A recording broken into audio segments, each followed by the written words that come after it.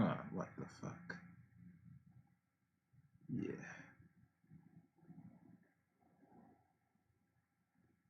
Okay. All right. This is part two. As I re-upload. Let me see if I'm back on. I just got dropped off. Yeah, I'm gonna definitely take care of this. But other than that, let's continue with the stream. Part two.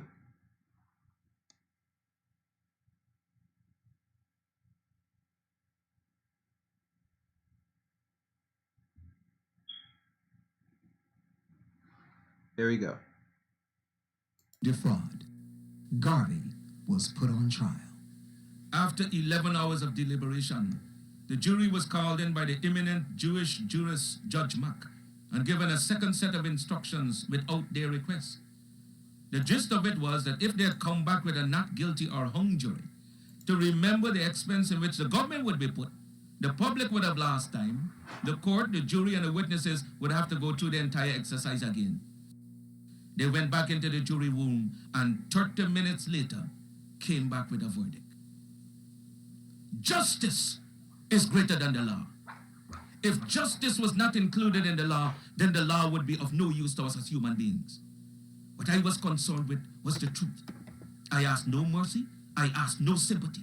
I asked for justice based on the evidence given in the courtroom.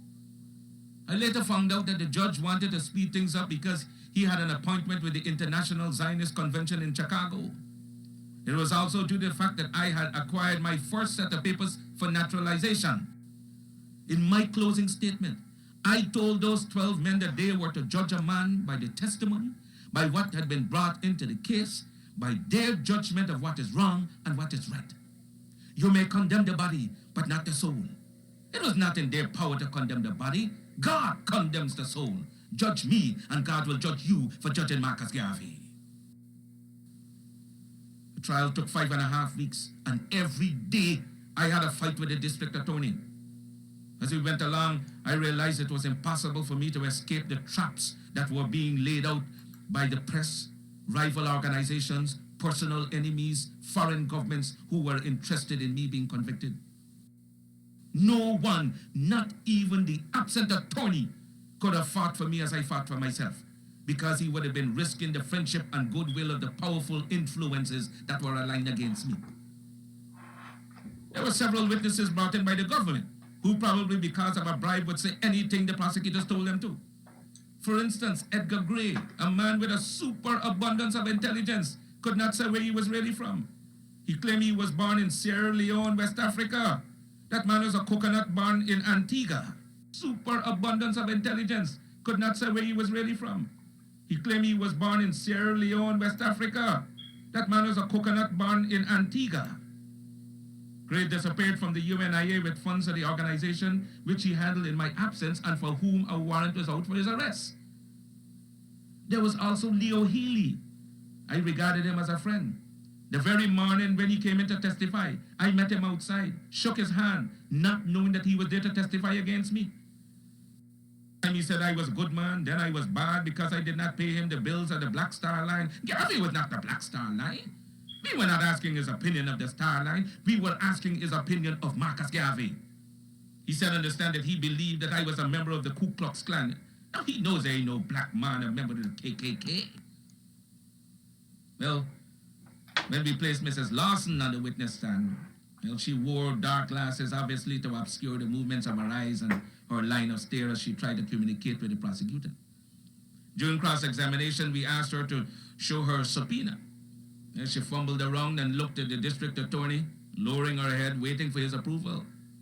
She said she bought stock in 1917, even though the Black Star Line never sold stock in 1917. It was not in existence then. She claimed to be sick, as were two other witnesses who were able to make a quick $30 in the 5 minutes they spent on the stand. Prosecutor wanted to appeal to the sympathy of that jury. A young man named Cargill admitted on the stand to the dismay and disgust of the prosecutor that he was told what to say concerning the circulars and letters supposedly brought in as evidence in the case. Folks try to misrepresent me and say that I do not like white people. Some of my best friends are white. The bishop, who was my friend since my youthful days, testified. When I asked him of his opinion of Marcus Garvey, he said, doubtful. They didn't understand what he meant. I was a public man. Opinions differ. Surely some men are doubtful of me and some are not. He didn't say that Garvey was doubtful. When I asked him for his personal opinion, the question was objected to and sustained by the judge, claiming that it was an improper question. There were some white-controlled newspapers who felt that I was railroaded. I remember one of them stated that my troubles began when I stepped on the toes of France and Great Britain, and that it was a very grave question whether justice had been in my case. After I was found guilty, they released me on $25,000 bail pending the hearing of the appeal. While waiting, I formed the Black Cross Navigation and Trading Company, business enterprises which comprise the Negro Factories Corporation, the Black Eagles Flying Corps, dress and millinery shops, a publishing company and printing plant, a phonograph company, a restaurant, laundries, a black doll factory, a hotel, a chain of grocery stores, and the Royal African Motor Corps, a fleet of moving vans. I was in Detroit when the mandate was handed down. Having received the telegram to return immediately, I got on the first train leaving for New York. When I arrived, I was brutally seized by heavily armed men and pulled from a Pullman car at the 125th Street station and taken to the Tombs prison. Know that there are certain people who do not like me because I am black. They do not like me because I was not born in the United States. Some Irish slave master gave my great-great-grandfather his name. Garvey is not an African name, it's Irish. Garcia is not African, nor is Thompson or Johnston. They were inherited from our slave masters, English, French, Irish, or Scotch. If I was born in Jamaica, it was no fault of mine. It was because the slave ship which took me to Jamaica did not go to American ports, and that is how some Negroes in America were not born in the West Indies. Mr. Garvey, why would you want to stand up to a great republic like America? We're not fighting America. We're not fighting this great government. Then what are you doing? We're fighting hypocrisy and lies, and this we're going to fight until the bitter end. Are you fearful of being deported? There's no federal law whereby I could be processed against on the grounds of being an undesirable from the point of view of deportation. Yes, there is. Under Section 19 of the Act to regulate the immigration of aliens to and their residence in the U.S. I arrived in this country on March 23rd, 1916. Today is June 18th, 1923. That law still has not been enacted. From the NAACP says, and I quote, Garvey must go. Which is why J. Edgar Hoover has trumped up these charges against me. Do you think it was a good idea to fire your attorney? Yes. Do you think that representing yourself could backfire on you? No, I do not. Why not? The Constitution allows every man the privilege to defend themselves, to prove his innocence before an American court of justice, and so I decided to do so irrespective of being a lawyer. District Attorney Mattock asked the jury, quote, gentlemen, will you let the tiger loose? What's your reaction? Guilty men are afraid of jail. I'm as much at home in jail for the cause of human rights as I am in my drawing room. Well, what did you think of Mr. Dancy's testimony? Mr. Dancy was used by this government to testify against me. You heard him when the prosecutor asked him whether any of the letters were from the Black Star Line. He couldn't remember. He couldn't remember. Mr. Dancy can't read. My life is at stake and he couldn't remember. What happened in that courtroom was a charade. You all know he was just lying through his teeth. You're a foreigner. Why are you making all these waves? Even George Harris, editor of the New York News, a colored newspaper published in Harlem, referred to you as an alien. An alien is one who enters a country on his own account without any invitation and who domiciles himself in that portion of the country because of his own desire. Isn't that exactly what you did, sir? I never desired to be born in the Western world. My desire was to be born in the land of my fathers, but against my will, by stubborn protest, somebody seized me and brought me here for my silent repose in Africa 300 years ago. When they get rid of you, then what? This is only the first Marcus Garvey. There will be other cubs in the fold. You met with Edward Young Clark, the acting imperial wizard of the Ku Klux Klan? Yes. What was that meeting like? It was rather cordial. He made it clear that they are interpreting the true spirit of every true American. What is the attitude of the Klan towards a Negro who desires to be, say, President of the United States? That he shall never be as long as there is one white man living in this country. But isn't America a white man's country? Yes, it is a white man's country because he conquered the Indian, exterminated him, and took possession of his property. I'd say the KKK is the invisible government of the United States. What do you mean? The Klan represents the spiritual feeling and even the physical attitude of every white man in this land. Do you realize that such statements could get you lynched? We have 5 million substantial oak trees between Africa and the West Indies. We are ready for a lynching party tonight if they wanted to. Recently, there have been several rapings of black women by whites. Was that discussed? Yes, it was. He claims that they are as much against that as any self-respecting Negro should be. But I know better. In my opinion, they are structured for the purpose of offending, suppressing, and killing Negroes. I would advise every Negro and those who aspire to leadership to form an organization similar to that of the Ku Klux Klan so that they may be able to look out for their own interests and not continue to be begging white people to do for them what they ought to be doing for themselves. Thank you very much. Part of my trial is that I was indicted along with others for conspiracy to use the United States mails to defraud in promotion of the Black Star Line Steamship Company. Yet my conviction was void of conspiracy in that I alone was convicted. If I understand my conviction clearly, I was convicted for selling stock in the Black Star Line after I knew it to be insolvent. The difference between us and the trial court is that they wanted a conviction.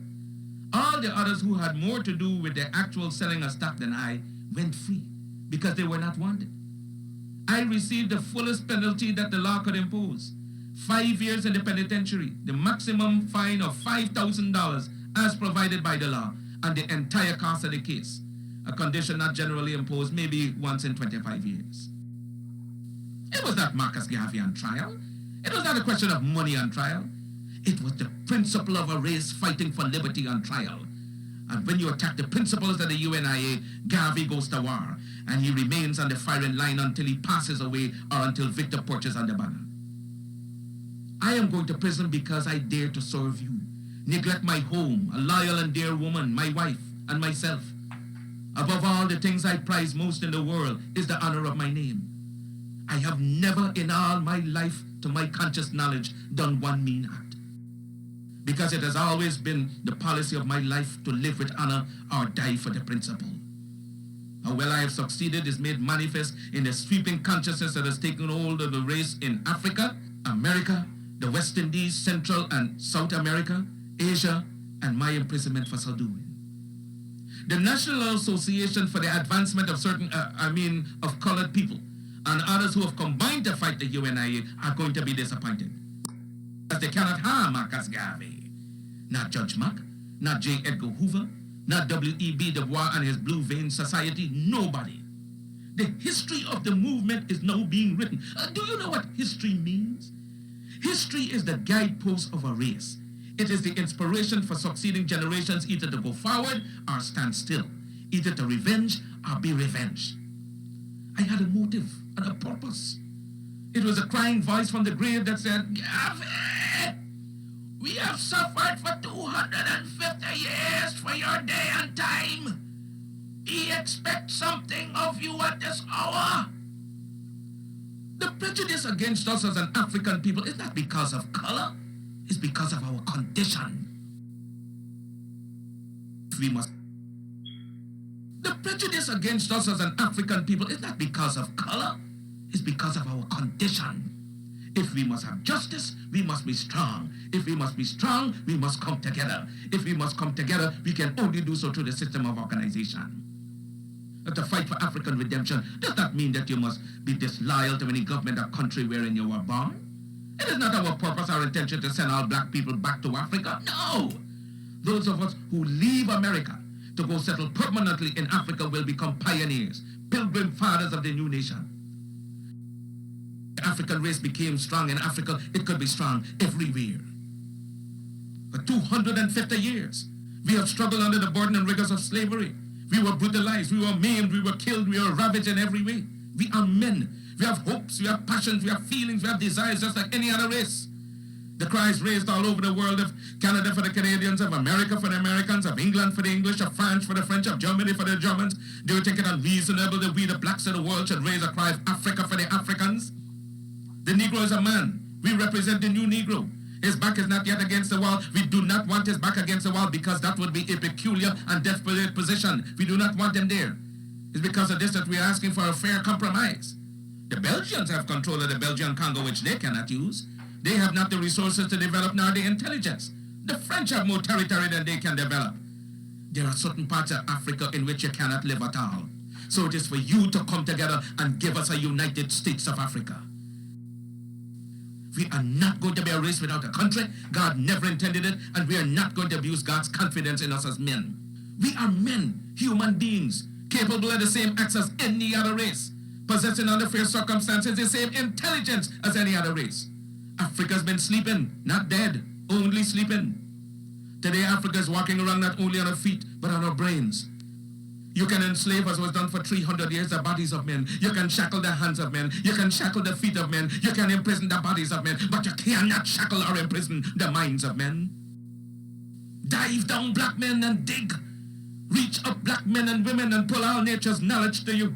Turn you around and make a conquest of everything, north and south, east and west. And then when you will have wrought will, you will have merited God's blessings. And as you bow down to the white man today, so will other races bow down to you and call you a race of masters because of the superiority of your minds and your achievements. We must canonize our own saints, create our own martyrs, and elevate the positions of fame and honor, black men and black women who have made a distinct contribution to our racial history. Sojourner Truth is worthy of a place of sainthood alongside of Joan of Arc. Christmas Addicts and George William Gordon are entitled to the halo of martyrdom with no less glory than that of the martyrs of any other race. Africa's produced countless numbers of men and women in war and peace whose luster and bravery outshine that of any other people. Then why not see good and perfection in ourselves? God made man Lord of his creation, gave him possession and ownership of the world. And you have been so darned lazy that you've allowed the other fellow to run away with the whole world, and now he's bluffing you and telling you that the world belongs to him and that you have no part in it. I don't have to apologize to anybody for being black, because God Almighty knew exactly what he was doing when he made me black. You race of cowards, you race of imbeciles, you race of good-for-nothings. If you cannot do what other men have done, what other races have done, what other nations have done, then you had better die. Can we do it? We can do it. Because any leadership that teaches you to depend upon another race is a leadership that will enslave you. Let me say that again. Any leadership that teaches you to depend upon another race is a leadership that will enslave you. They gave leadership to our foreparents, and that leadership made them slaves. But we decided to find a leadership of our own to make ourselves free men. Babylon did it. Assyria did it. France under Napoleon did it. Germany under Prince von Bismarck did it. Britain under William Pitt, Earl of Chatham did it. America under George Washington did it. Africa with 400 million black people can do it. Because when the history of my suffering is complete, future generations shall have in their hands the guide by which they shall know the sins of the 20th century. I know, and I know you too believe in time, but we shall wait patiently for 200 years if need be to face our enemies through our posterity. After my enemies are satisfied, in life or death I shall come back to serve even as I served before. In life I shall be the same, in death I shall be a terror to the foes of African liberty. Than me to be the real Marcus Garvey I would like to be. If I may come in an earthquake or a cyclone or a plague or pestilence or as God would have me, then be assured that I shall never desert you and make your enemies triumph over you. If I should die in prison in Atlanta, my work shall not only just begin, but I shall live in the physical or the spiritual to see the day of Africa's glory. When I am dead, wrap the mantle of the red, the black, and the green around me. For in the new life I shall rise up with God's grace and blessings to lead the millions up the heights of triumph in the colors that you well know. Look for me in the world when there are storms. Look for me all around you. For I shall come back and bring with me countless millions of black slaves who have died in America, who have died in the West Indies, and millions who have died in Africa to aid you in the fight for liberty, freedom, and life. The world today has gone drunk and crazy with its power, and by such through injustice, fraud, and lies have crushed the unfortunate. But if I'm crushed by the system of influence and misdirected power, my cause shall rise again to plague the conscience of the corrupt. For this I'm happy to suffer and even die, for I will write the history for the millions that are coming and leave the posterity to reckon with the host for the deeds of their fathers. If others laugh at you, return the laughter to them. If they mimic you, return the compliment with equal force. They have no more right to dishonor, disrespect, and disregard your feeling in manhood than you have in dealing with them. Honor them when they honor you. Disrespect and disregard them when they vilely treat you. Their arrogance is but skin deep, an assumption that has no foundation in morals or in law. All right. That was the end of that section. And he said some things in particular, where back then, yeah, black women was getting raped by, the European during that time, even back then, and some even today. And a lot of black men fought in regards to, protect more women back then in regards to rape. So, even the history books show that some of our sisters, because of the conditioning, including us, would willingly give our sexual bodies to some of these people. But as during Jim Crow and all that stuff, it kind of pulled back a little bit. And since the European can't get it like he used to get it, he has to take it. But that's how his nature is. But next audio. They have sprung from the same family tree of obscurity as we have. Their history is rooted as primitiveness as ours. Their ancestors ran wild and naked, lived in caves and in branches of trees like monkeys as ours. They made human sacrifices, ate the flesh of their own dead and the raw meat of wild beasts for centuries, even as they have accused us of doing. Their cannibalism was more prolonged than ours. When we were embracing the arts and sciences on the banks of the Nile, their ancestors were still drinking human blood and eating out of the skulls of their conquered dead. When our civilization had reached the noonday of progress, they were still running naked and sleeping in holes and caves with bats, rats, and other insects and animals. After we had already unfathomed the mystery of the stars and reduced the heavenly constellation to minute and regular calculus, they were still backwoods men living in ignorance and in blatant darkness. The world today is indebted to us for the benefits of civilization. They stole our arts and sciences from Africa. Then why should we be ashamed of ourselves? Remember always that the Jew in his political and economic urges are always first the Jew. The white man is first the white man under all circumstances, so you can do no less than be black, buy black, and then all else will take care of itself. No one inoculate you with evil doctrines to suit their own conveniences. There is no humanity before that which starts with yourself. Charity begins at home. So first to thyself be true, and thou canst not then be false to any man. Being at present scientifically the weaker race, in your homes and everywhere possible, you must teach the higher development of science to your children. And be sure to develop a race of scientists par excellence. For in science and religion lies our only hope to withstand the evil designs of modern materialism. At the great Church of Rome, black people the world over must practice one faith, and that of confidence in themselves, with one God, one aim, one destiny. Never forget your God. Remember, we live, work, and pray for the establishing of a great and binding racial hierarchy, the founding of a racial empire whose only natural, spiritual, and political limits shall be God and Africa at home and abroad. Because we are descendants of a suffering people. We are the descendants of a people determined to suffer no longer. Many men and women as black as I am, and even more so, had believed themselves white under the West Indian Order Society. I was simply an impossible man to use openly the term Negro, yet everyone beneath his breath was calling the black man a nigger. I had to decide whether to please my friends and be one of the black whites of Jamaica and be reasonably prosperous, or come out openly and help improve and protect the integrity of the black millions and suffer. I decided to do the latter. There is no future for people who deny their past.